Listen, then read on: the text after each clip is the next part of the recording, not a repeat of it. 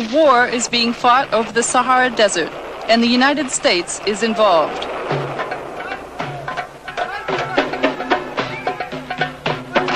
American weapons are taking their toll.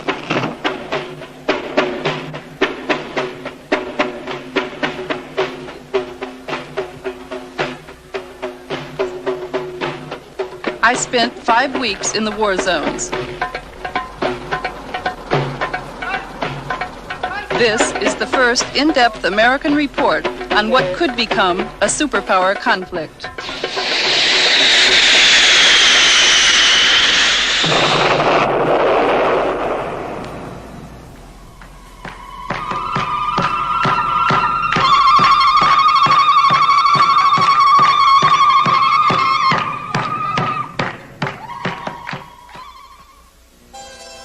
This program is made possible by a grant from the Independent Documentary Fund, which is supported by the National Endowment for the Arts, the Ford Foundation, the Program Fund of the Corporation for Public Broadcasting, and by public television stations, and by additional grants from the Corporation for Public Broadcasting, the Samuel Rubin Foundation, the William and Mary Grieve Foundation, and by the Albert Kunstadter Family Foundation.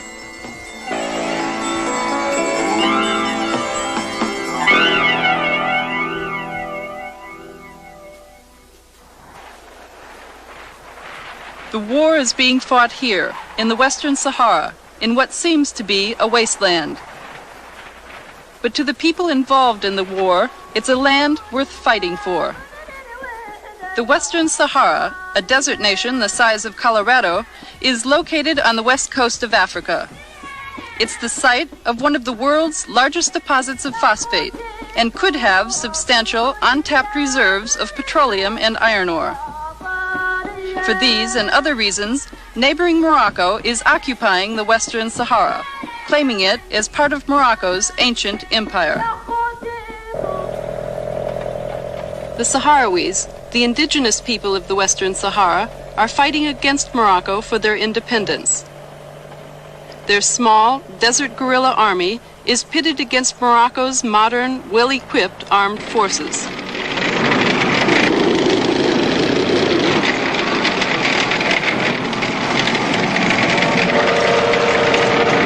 The United States is one of the main suppliers of weapons to Morocco, even though the Moroccan occupation of the Western Sahara is condemned internationally.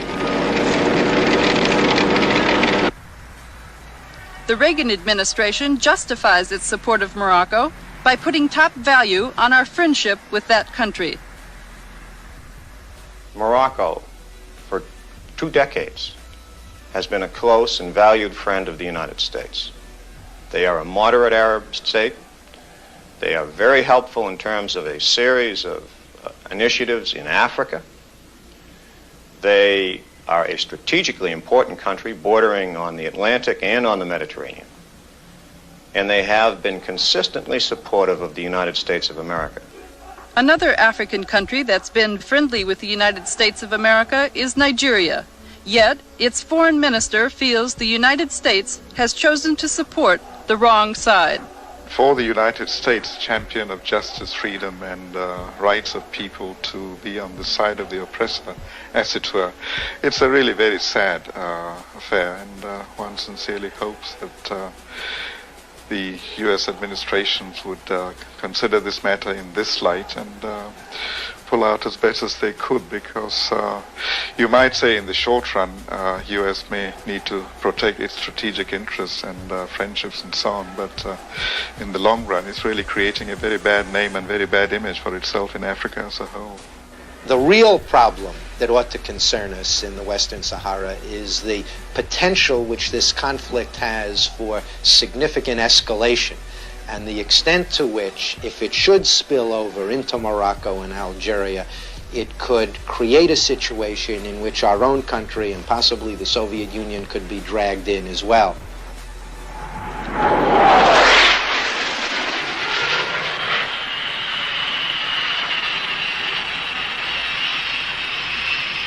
What today could become a superpower conflict started out as a simple regional struggle.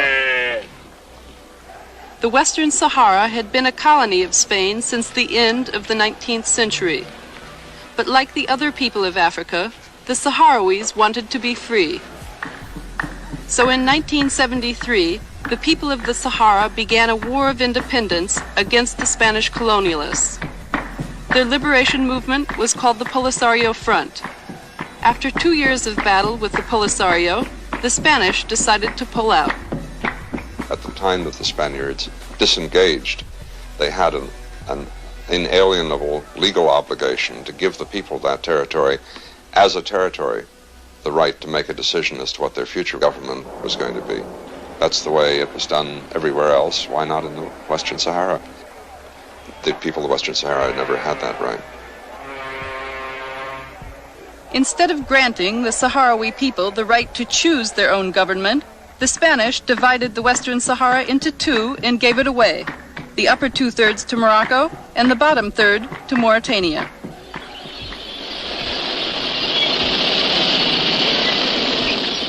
When Morocco and Mauritania moved in their armed forces to secure their new territory, the Sahrawi people loyal to the Polisario Front became a target. An eyewitness whose foot was burned by napalm during a Moroccan air attack gives this account. The planes came to bomb us on a Sunday at 11 a.m. in February of 1976. Many people were killed. During the attack, women who were pregnant had miscarriages. The limbs of children were blown off. Some were burned like ashes. The first day, the planes came back 3 times to bomb us. They came back every day that week to bomb again and again. The women fled. Those who were not hurt carried their children on their backs. We had to flee on foot. Thank God. The Polisario guerrillas found us. They got us out of there by capturing enemy vehicles to transport us to safety in Algeria. The Moroccans never broke our determination. No matter how long it takes, we must have our freedom and dignity. And even the last old Sahrawi lady like me will fight. When all of the refugees were assembled in Algeria, a country that's always provided refuge to liberation movements, the Polisario began training its new recruits. Soon, its guerrilla army grew to a force of several thousand well-trained men. Their objective, to reclaim their homeland from the Moroccans. At the same time, Polisario followers were building the infrastructure for a nation. On February 27, 1976, they declared themselves a republic. Once a year, all Polisario supporters joined together to celebrate the birth of their nation.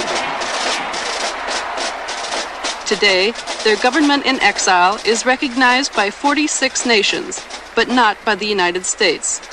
The U.S. remains one of the main suppliers of weapons to the government of Morocco. But we may be on the losing side. The guerrillas have regained control of 9/10 of the Western Sahara, even though they are outnumbered 10-1 by the Moroccan armed forces. Today, Morocco occupies only this small portion of the contested territory. To keep from losing it, the Moroccan army built a fortified defense wall around the entire area.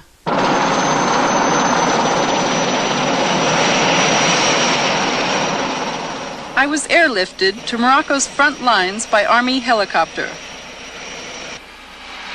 Ras Al Hamra has been the site of several major battles because this is where the defense wall begins.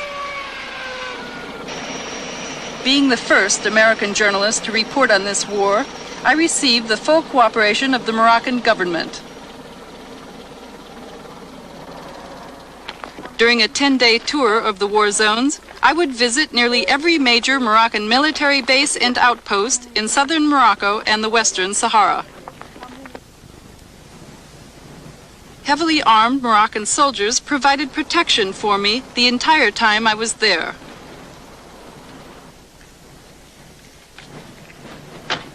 The colonel of Ras Al Hamra took me to his command post for a briefing on the defense wall and the strategy the Moroccan army is using in this desert war. The Moroccan armed forces built a defense wall that begins here in Ras Al Hamra and extends over 400 kilometers. The end of the wall is 30 kilometers south of the capital, Al Ayoun.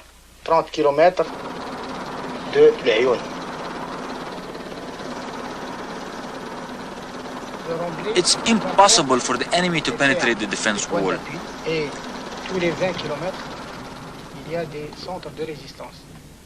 Every 20 kilometers along this wall, there's a major resistance center, as you see here.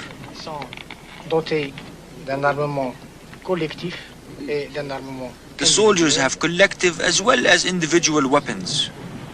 The wall itself is defended by mines, barbed wires, and trenches. We also have radar surveillance over the entire area, which allows us to detect personnel and vehicles within a 60-kilometer radius. Information from the radar is available to our light armored intervention forces situated 10 to 15 kilometers behind each resistance center. These intervention forces rush to the aid of the men at the wall in case of attack. Although the wall area appears to be heavily fortified, Moroccan military officers claim they need even more weapons to fight the war effectively.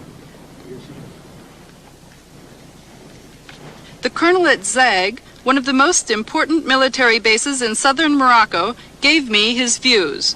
The Sahara is a vast country.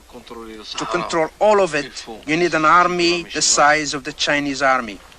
Is there any kind of weapons that you need to fight the kind of war you have with the Polisario? Indeed, we are patiently waiting to receive American weapons, because our neighbors are armed to the teeth by the Soviets. The military was very disappointed because we did not receive the weapons Morocco had wanted and asked for. After all, we are the traditional allies and friends of the Western world and the United States. The colonel made it clear that there is hostility here on the Moroccan front towards the United States because Morocco's first request for military assistance was met with reluctance. Around the times that the arms package was being considered in the United States, there were reports of low morale in the Moroccan army. During the Carter administration, the morale was low indeed. Why? Because the United States refused to help its friend. Morocco is one of the friends of the US, and Carter always turned his back on us. In 1979, the king himself raised the complaint that the United States was letting down its friends. His complaint came in the midst of intense lobbying by Morocco for US military assistance. I think the United States are now still shocked by the Vietnam War. And they not make the difference between an intervention from United States and the help from United States to their friends. The king's request for military assistance created a policy debate at the White House. The president's national security advisor, Zbigniew Brzezinski, urged the Carter administration to sell the king the weapons he was asking for.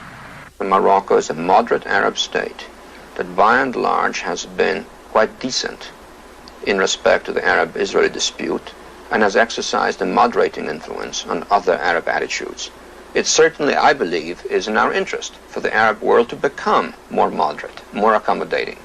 And we can only achieve that if we stand fast when our friends get into a jam, even if they get into that jam of their own making, which perhaps was the case here. But once they're in a jam, you don't point your finger and say, well, you shouldn't have gotten into a jam and we're going to watch you sink. You help them. Did you support the policy of allowing Morocco to use U.S. weapons in the Western Sahara, outside their internationally recognized borders?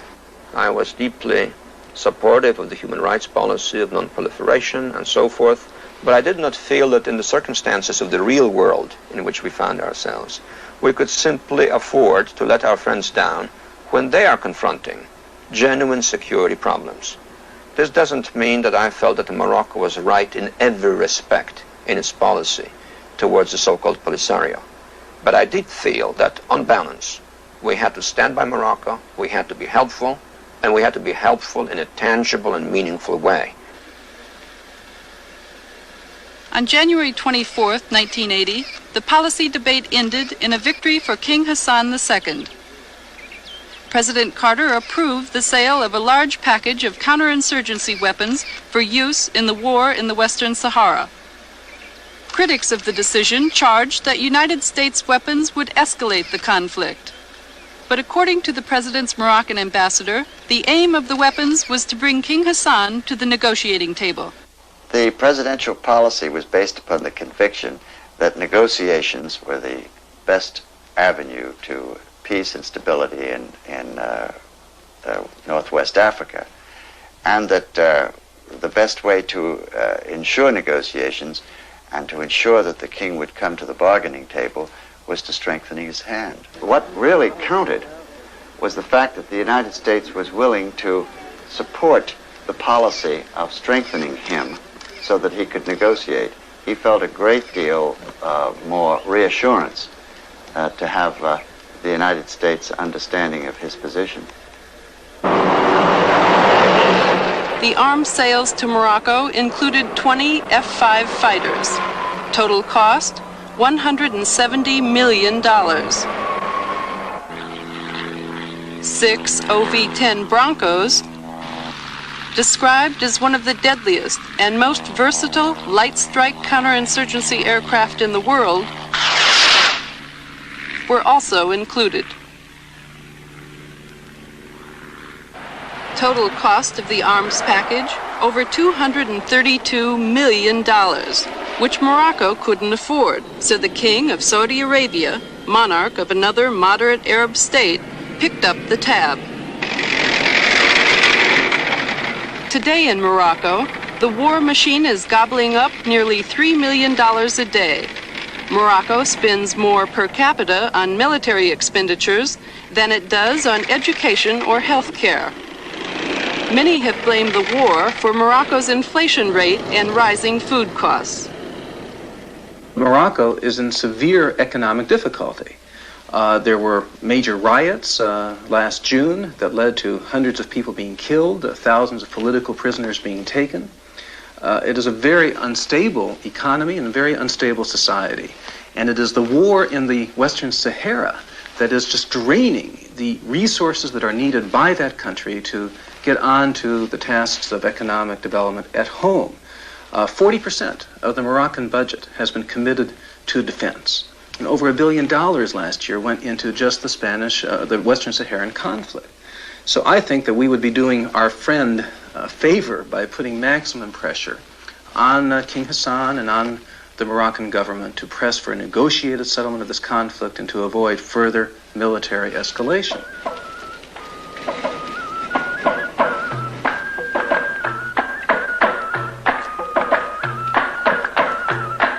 This is the Moroccan town of Tantan.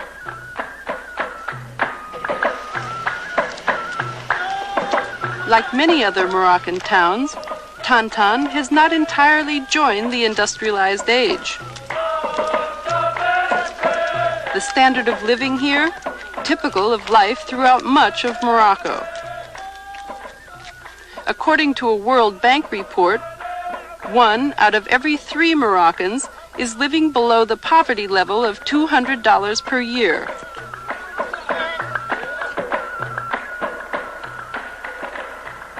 (72% of Moroccans are illiterate.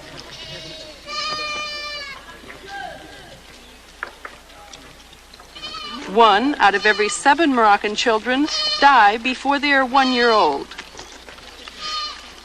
Life expectancy here, only 56 years, compared to 73 years in the United States.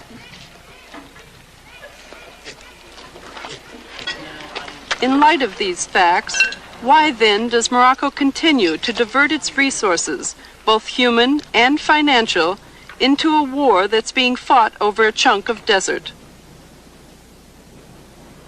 I'm sure from Morocco's point of view, it's a question of getting back what they had considered their old big empire. But of course, in the modern context, the natural resources available within the Western Saharan territory has also to be considered.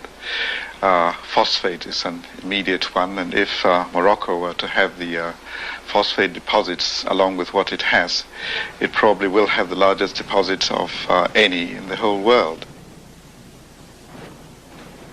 The Boukra phosphate mine in the Western Sahara is one of the largest deposits of phosphate in the world. Much of the phosphate here is untapped. Two valuable products are made from phosphate: fertilizer and uranium for nuclear weapons. Yes, this is phosphate, yes. This is the only mine in the Sahara. In the Sahara? It's not working. No? Yeah. No. No, but... Because of the war, the Boukra phosphate mine has not been in effective operation since 1976. Polisario attacks make it impossible to transport the phosphate out of here.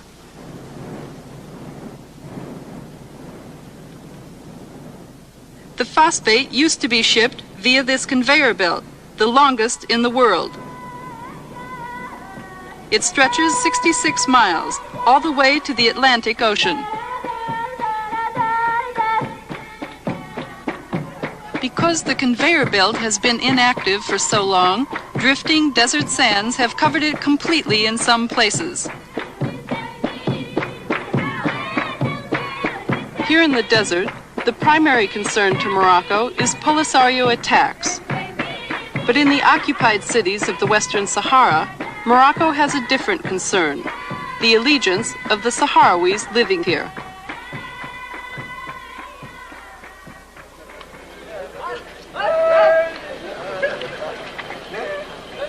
This is the city of El Ayoun, the largest in the Western Sahara.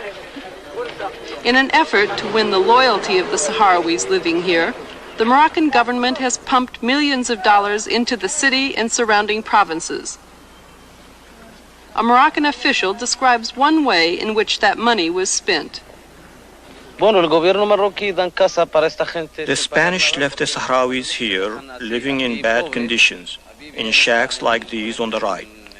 So the Moroccan government constructed 450 of these white houses and gave them to the people free of charge. Many of the housing complexes have their own schools and social centers. The government wants the Sahrawis to live like everyone else in the world, like all Moroccans. In spite of government efforts to make El Ayoun Moroccan, the Sahrawis cling to their desert culture and traditions.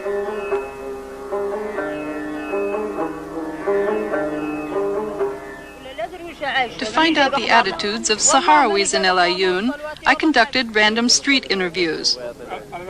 Everything that was said had to pass through this man from Morocco's Ministry of Information. Later, when I checked the accuracy of his translations, I found that he was distorting both my questions and their answers. Would you ask him if he thinks that the war has split the Sahrawi people and if he would like to see there be a reunion of the people? قالت لك انت ضرك تشوف على ان اهل سكان الصحراء المغربيه منهم شبه الناس الشرقيين ياك قالت لك يا كانك تبغي هاي الناس تجتمع في بلد واحد وما تبقى هذه الحرب خالقه احنا نبغى لا الهنا احنا الجره ما نبغوها نبغى لا الهنا Bueno, dice que no queréis guerra y que quieren más que la paz y toda la gente vive junto aquí. Que no quiere guerra. Ask him his feelings about the war between the Polisario and the Morocco. قالت لك هذه الصيدة قالت لك شدها لك في هاي الحرب اللي عدوا علينا هاو الناس الشرقيين كانها معقولة ولا ما هي معقولة؟ قالت لك شدها لك في اللي عدلوا كانوا زين ولا ما هو زين؟ كلها زين وعندك ما نعرفهمش ما عندنا هم فلوسهم احنا عندنا ما هو زين وهم ما نعرفهمش Dice que, bueno, dice, primeramente dice que no sabe nada. Después dice, bueno, eso es cosa no es buena para nosotros. Why isn't it a good thing? قال لك علاه في نظرك انت اللي يعدلوا الناس ما هو زين. قال لك علاه في نظرك انت اللي يعدلوا الناس ما هو زين. نظري انا انه ما هو زين بنادم يهرب عن ترابه ويخليها ما هي زين. Dice que no es bueno porque ellos marchan lo cogen los de Algeria desde aquí, de su tierra, y le quedan ahí, que no es bueno, y viene para matar a sus hermanos o sus hijos, que no es lógico. The interview shows that Morocco exercises control over the flow of information here, a reminder of how restrictive military occupation is. In fact, Sahrawis living under Moroccan control are not free to join the Polisario or any other organized resistance movement. All forms of opposition are banned by the Moroccan government.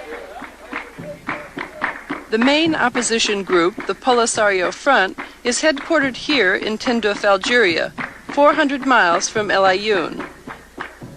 Very little is known by the United States about the Polisario or its supporters living here because of a government policy forbidding all direct contact. I have always considered that it was a little bit unfair and prejudged the situation that Washington under the Carter administration allowed American diplomats to go into the Moroccan-controlled Western Sahara, but didn't even allow any of us who were assigned to Algeria to go down and visit the refugee camps in Tindouf.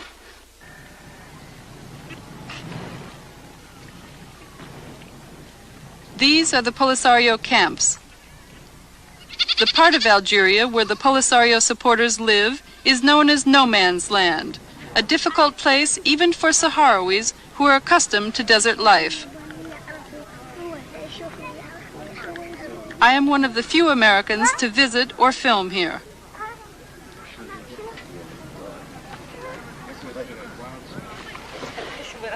Tens of thousands of people live in these tent cities, but 95% of the adult population is female. The men are off fighting in the war. During the week I spent here while waiting to go into the war zones, I had a chance to learn about Sahrawi culture. The women enjoyed showing me the traditional Sahrawi hairdo and dress. It was a way of getting them to open up, to share information with me about how the war is changing their lives.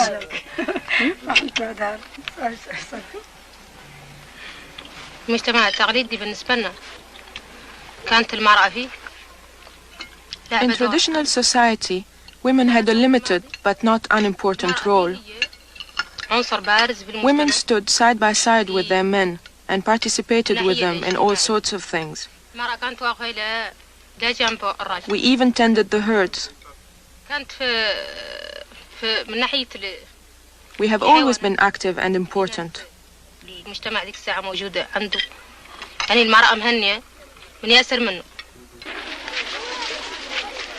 The most important thing we're doing now is to teach our children to be conscious of their role in reclaiming our homeland and to prepare them to take their share of the responsibility in facing the future.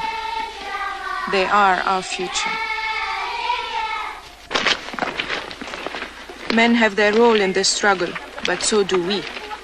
Our roles are complementary.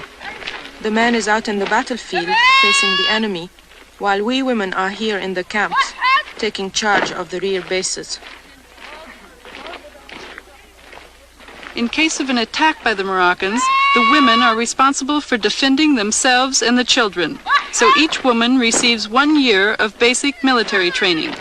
One of the women instructors explains the threat they live under. Like all colonialists, Morocco wants to control and exploit our country and its wealth. But the Moroccans are convinced that as long as one Sahrawi is alive, they can't achieve this goal. Therefore, their objective is to exterminate all the population of the Western Sahara.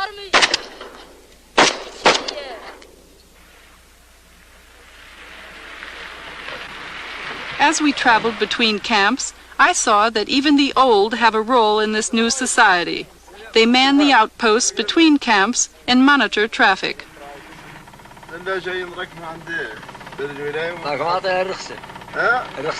The elders are respected today just as they were in nomadic times. In keeping with that, a council of elders met with me on behalf of the entire camp population. Does he think that you will win the struggle?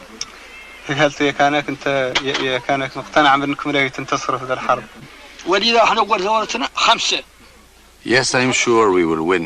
We will win because all of the Sahrawi people are involved in the struggle for freedom now. When our revolution started, there were only 5 of us. Just 5. But we are united now, and that is why we will win.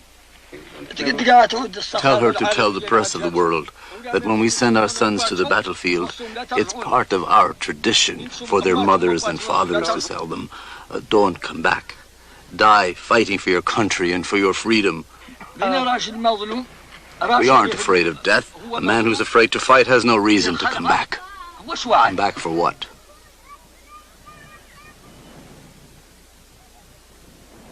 "25 seasoned guerrillas in worn battle fatigues arrived at the refugee camp to escort me into the war zones of the Western Sahara. Before leaving, I was asked to sign forms releasing both the Algerian government and the Polisario Front of all responsibility if I got killed inside the Sahara. I would live with the guerrillas for 2 weeks. During that time, we would cover 500 miles of desert and would visit all of the major Polisario strongholds. As the guerrilla leader showed me the route we would follow inside the Sahara, I thought about the irony of traveling in a war zone where I could be killed with weapons made by my own country.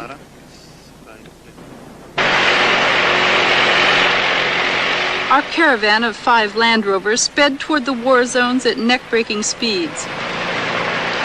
During the day, temperatures would reach as high as 135, but at the early morning hour we left, the temperature was only 40 degrees, and the wind was strong. It was cold. There was nothing for protection. Even the windshields had been broken out, so Moroccan planes flying overhead couldn't see the glare. Mahabes, our first destination, was a hub of nomadic trading activity in the Western Sahara before the war began. But that isn't the case now. Like all of the Western Sahara cities controlled by the Polisario, Mahabes is a ghost town.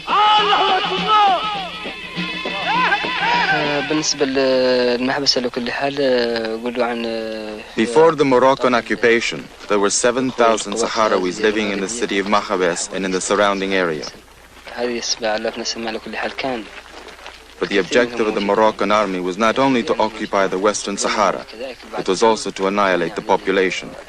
That's the reason none of our people, supporters, live here, even though Mahabes is liberated and under our full control.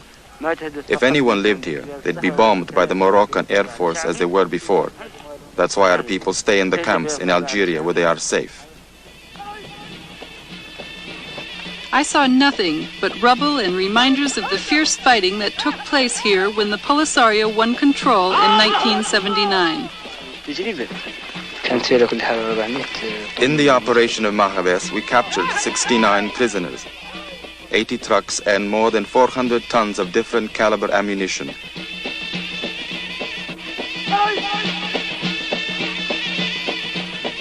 During the attack, our troops killed more than 600 Moroccans, 1/2 the total number of Moroccan troops stationed at the garrison.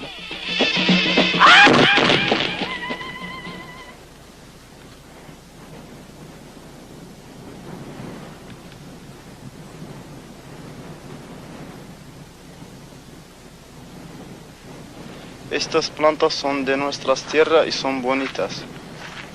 This is our land, and these are our flowers. They are beautiful. I wish our women and children and old people back in the camps could smell the flowers. For 7 years they haven't seen the flowers or their land. Things can't go on like this. It's unacceptable. It's inhuman.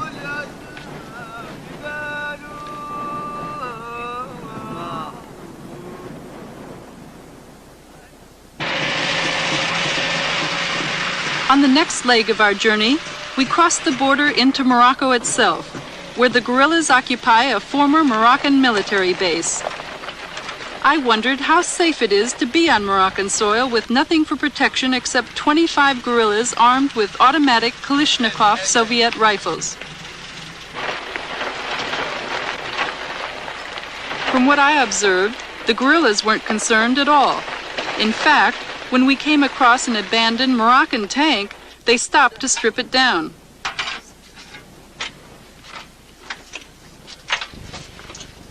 Without tools, it was a struggle, but the guerrillas were determined.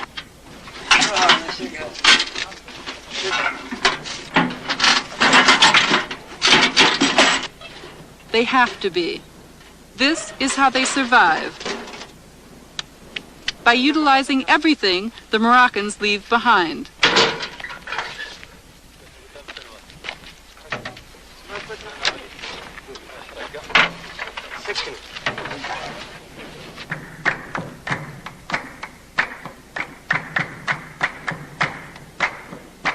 Luberat was a major Moroccan military base. From it, Morocco attacked key towns and Polisario positions within the Western Sahara. According to the Polisario, 5,000 Moroccan troops were stationed here when the guerrillas attacked in 1979.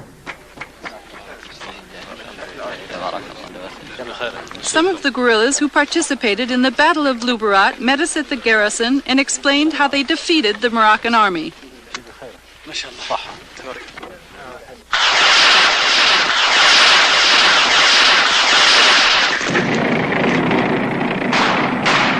Polisario launched its surprise attack before the sun rose.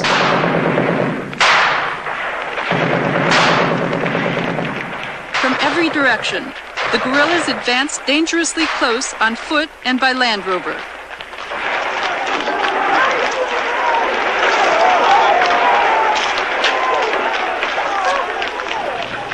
During the 2-hour Battle of Luberat, Morocco's sophisticated weaponry proved to be no match for the Polisario's guerrilla tactics. The Polisario claims that it's captured a total of 2,000 Moroccan soldiers over the years. The Moroccan army, on the other hand, didn't have any prisoners of war to show me.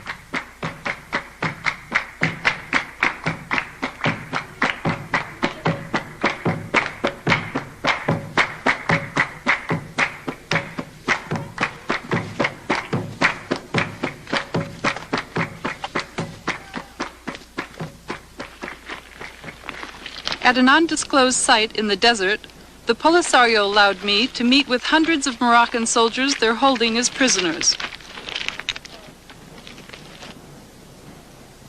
When were you captured? I was captured at Hagunia, 10 kilometers south of Hagunia. And where's Hagunia? Hagunia is in the Sahara. And you're a Moroccan? Yes, of course. Why were you fighting in the war? Why were you fighting against the Sahrawis? Because I am a soldier. I don't have the choice. Do you think Morocco will win the war? Do you think Morocco will win the war? I don't think, because this war is a war of independence, and the Sahrawis will have their independence. Do you wish the war would end? Yes, of course. I'm sorry for my family. Why? Because I threw my family. Now my wife have 4 children on the arms, and she can't be married. She can't live. She can't do anything. Do you think peace will come? Do you think the Sahrawis and the Moroccans can be at peace with one another? I hope that the Moroccan and Sahrawis sit around the table and discuss for this problem. And the Sahrawis can have their independence. Seeing the evidence of Polisario victories made me think that this is a war that can be won by the guerrillas. That conclusion is contradictory to the Pentagon's assessment. I cannot see how the Polisario can hope to win this war, nor can I see how Morocco can hope to win the war. This is, as long as Algeria is a sanctuary for the Polisario, and as long as Morocco is 50 times the size of the Polisario, neither side can hope to win the war militarily. Mr. West has never been to the Polisario side. The 2 fact-finding missions he led in 1981 spent time only with the Moroccan armed forces. Therefore, it's not surprising that he seems to underestimate the capability and determination of the Polisario to win.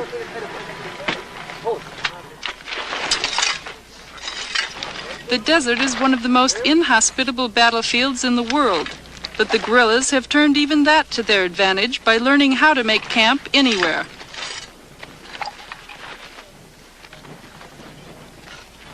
The guerrillas have a saying that a man alone in the desert is a dead man. So everyone pitches in. Food and water are scarce here. We carried only enough water for drinking. It was carefully rationed, even though it looked and tasted just like gasoline. When the goat we had been carrying with us was brought out for the kill, it marked the beginning of a special occasion. In keeping with Islamic tradition, the soldiers slit the goat's throat from west to east. Every part of the goat was carved up, either to be eaten or to be utilized. Fighters out in the field make do with an occasional piece of dried camel meat. So our cooked goat stew drew all of the local guerrillas out of hiding.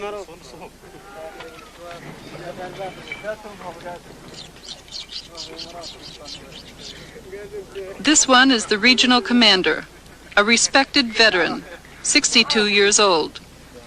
The meal was like a celebration until he found out that I'm an American.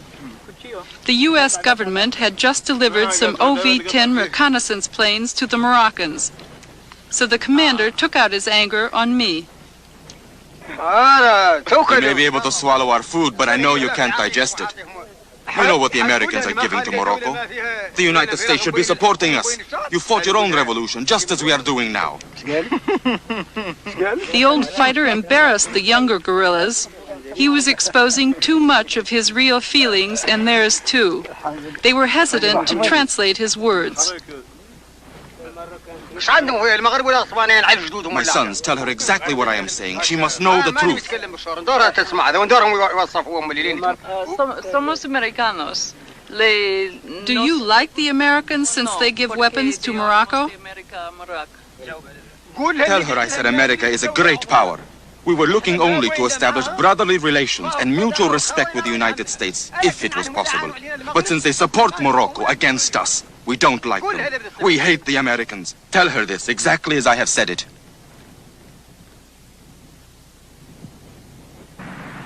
If the message has reached Washington that we are making enemies out of the Sahrawi people, it hasn't had much impact. Rather than decreasing military assistance to Morocco, the United States government is increasing it, even though official government policy is one of neutrality. One of the major differences in foreign policy between the Reagan administration and the Carter administration is the approach towards arms sales. The Reagan administration has adopted a much more permissive policy on arms sales. The Carter administration emphasized restraints. In the case of Morocco, the Carter administration sought to link the provision of arms to movement towards political negotiations involving the Western Sahara War. The Reagan administration has dropped that explicit linkage. The support of the United States should not be subject to debate. It should be forthcoming and quick. This was not the case for us in the past. Now, however, we feel there is a better understanding.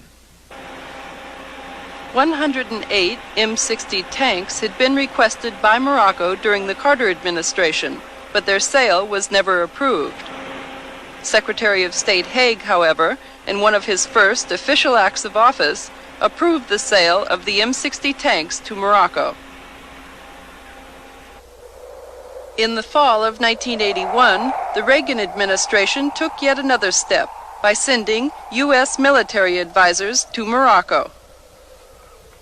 The decision came after Morocco suffered heavy losses because of a Polisario attack on its outpost of Guelta Zamor in the western Sahara. Guelta is 135 miles south of the Moroccan border. During the battle, the Polisario shot down 2 Moroccan fighters, each costing $15 million, and 3 other Moroccan military planes. That's 8% of the entire Moroccan Air Force.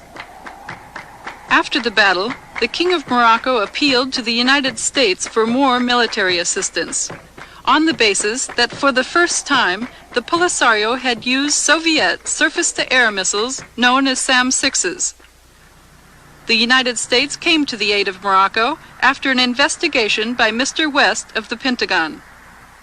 What were your recommendations? My first and strongest recommendation was better training. What type of training specifically? Well, basically, it has to be training for their pilots in order to know how to evade SAMs and how to attack a SAM system. Will there be U.S. military advisors going to Morocco to conduct this training? Well, advisors is a term that ever since Vietnam has left a bad taste in the mouths of many people. I would point out that at any given time, we have approximately 40 teams scattered somewhere around the world giving some sort of training help. And we do now have such a team in Morocco. Appearing before the Congressional Foreign Affairs Committee, Secretary of State Haig was asked to justify the decision to increase Moroccan military assistance. In his testimony, the Secretary made a serious mistake. Haig accused the Polisario of using SAM-6 missiles to attack inside Morocco, not in the Western Sahara. The incident which triggered the expression of concern by Morocco was not Moroccan activity in the Sahara, but an attack against Moroccan territory by highly sophisticated forces with the most sophisticated equipment. It's awfully important we keep objectivity and balance in our expression of the situation. During my investigation of the Secretary's testimony, I questioned one of his spokesmen.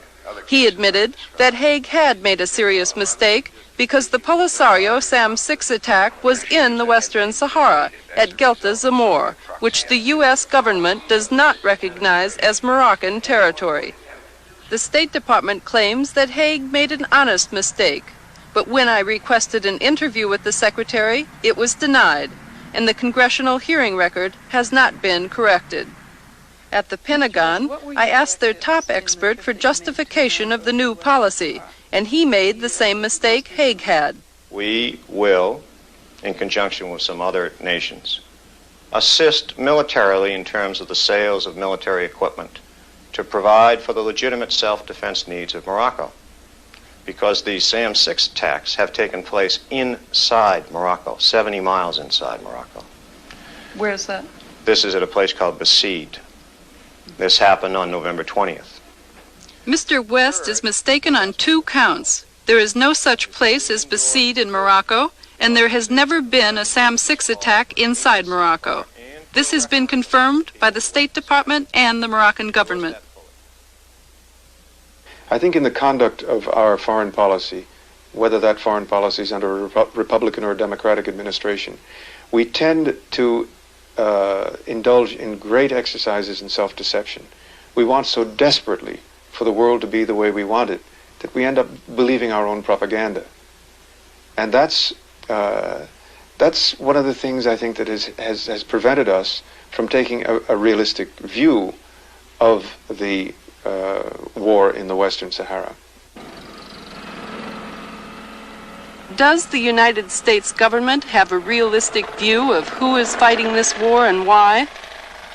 The Polisario claims that it is a national liberation movement, but because many of its weapons are of Soviet origin, paid for by Colonel Gaddafi, the United States government implies that the Polisario is not a national liberation movement, but rather that it's an agent of Libyan expansionism in North Africa. The linkage to Libya and the linkage to Gaddafi is very troubling. In what sense? Well, in the sense that if you become linked to somebody in that you're accepting his pay, you're accepting his weapons, you're accepting his training, you're accepting practically everything from him, Polisario cannot stand by themselves. Then one can assume that Gaddafi has some influence over the policies. The Moroccans go one step further. They accuse the Polisario of having direct ties to the Soviets. At Ras Al Hamra, I was shown a collection of Polisario landmines the Moroccans claim are of Soviet origin. Later, the Moroccan foreign minister cited captured weapons like these as evidence of Soviet control over the Polisario. There is concrete proof that some factions of subversion of the Polisario received their military and ideological training in the Soviet Union. We have also, as proof of Soviet involvement, the captured Polisario weapons. If the weapons were not directly from the Soviet Union, they were from countries which are allies of the Soviet Union.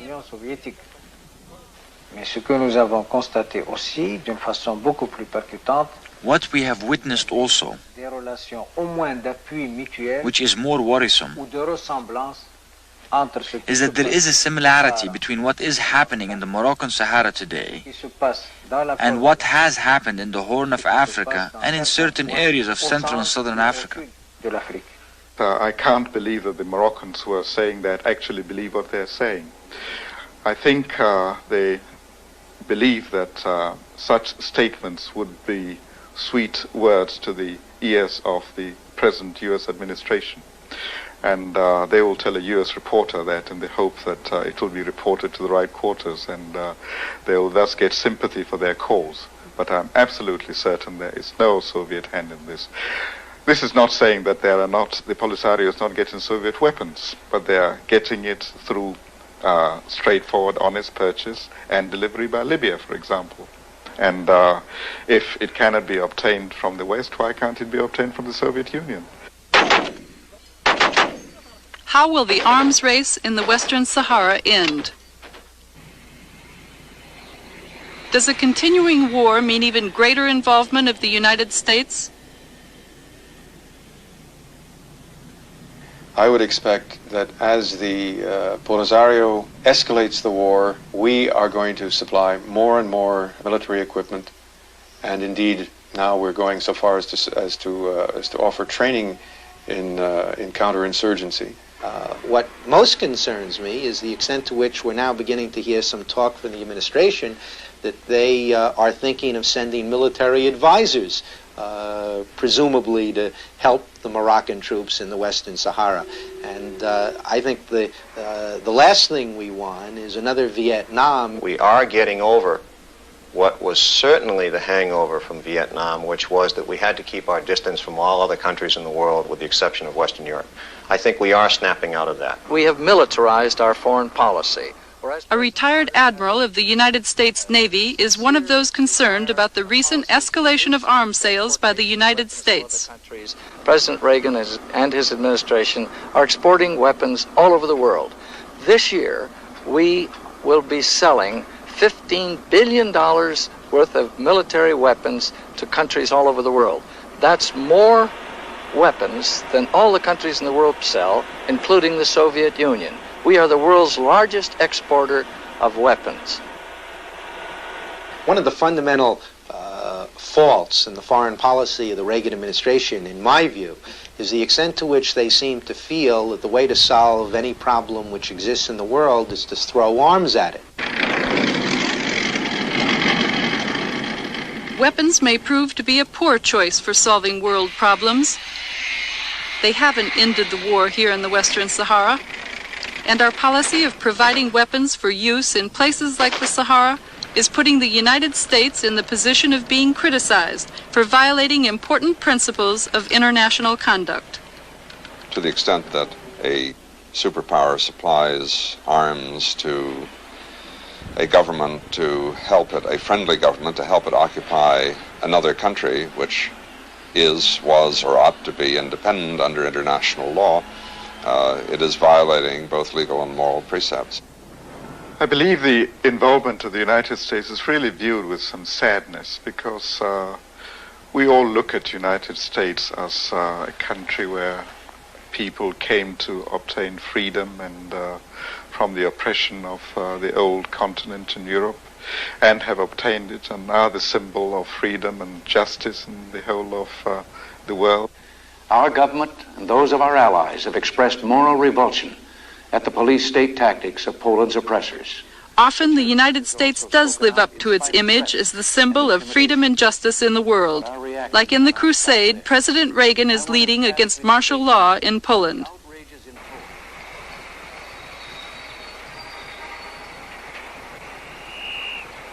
Make no mistake, their crime will cost them dearly in their future dealings with America and free peoples everywhere. How can they possibly justify using naked force to crush a people who ask for nothing more than the right to lead their own lives in freedom and dignity?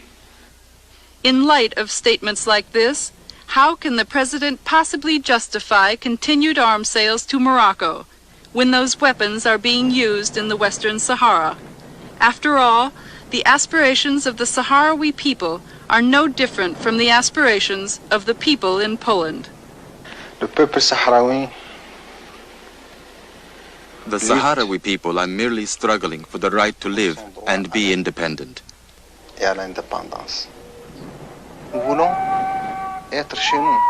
want to be at home, to live freely on our land, the land on which our ancestors have lived for thousands of years.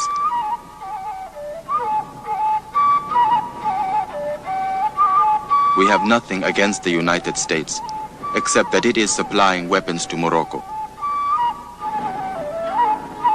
Our most ardent hope is that the wounds created by these weapons will be healed as soon as possible.